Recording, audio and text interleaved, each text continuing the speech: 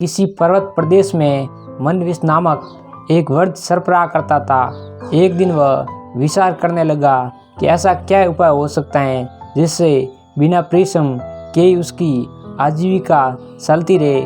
उसके मन में तब एक विचार आया। वह समीप के मेंढकों से भरे तालाब के पास चला गया। वह पहुंचकर वह बड़ी बेचैनी से इधर उधर घूमने लगा। उसे इस प्रकार घूमते देखकर तालाब के किनारे एक पत्थर पर बैठक मेंढक को आश्चर्य हुआ। तो उसने पूछा, मामा आज क्या बात है? शाम हो गई है किंतु तुम भोजन पानी की व्यवस्था नहीं कर रहे हो। सर्प बड़े दुखी मन से कहने लगा, बेटे क्या करूं, मुझे तो अब भोजन की अभिलाषा ही नहीं रह गई है। आज बड़े सवेरे ही मैं भोजन की खोज में निकल पड़ा था। एक सरोवर के तट पर मैंने एक मेंढक को देखा। मैंने उसको पकड़ने की सोच ही रहा था कि उसने मुझे देख लिया। समीप ही कुछ ब्राह्मण शादी में लीन थे। वो उनके मध्यम जाकर कहीं छिप गया। उसको तो मैंने फिर देखा नहीं, किंतु उसके भ्रम में मैंने एक ब्राह्मण के पुत्र के अंगूठे को काट लिया। उससे उसकी तत्काल मृत्यु हो गई। उसके पिता को इस बड़ा दुख हुआ और उस शोकाकुल पिता ने मुझे श्राप देते हुए कहा, दस तुमने मेरे पुत्र को बिना किसी अपराध के काटा है। अपने इस अपराध के कारण तुमको मेंढकों का वाहन बनना पड़ेगा।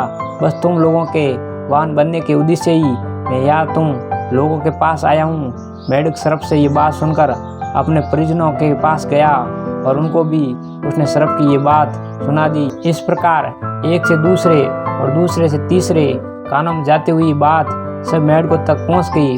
उनके राजा जलपाद को भी इसका समाचार मिला। उसको ये सुनकर बड़ा आश्चर्य हुआ।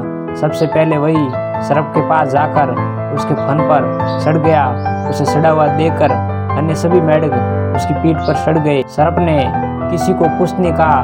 मनविष ने उन्हें भांति भांति करतब दिखाया। सर्प की कोमल तपस्या के ईश्वर को पाकर जलपाद तो बहुत ही प्रसन्न हुआ। इस प्रकार एक दिन निकल गया। दूसरे दिन जब वह उनको बैठा कर चला तो उससे चला नहीं गया।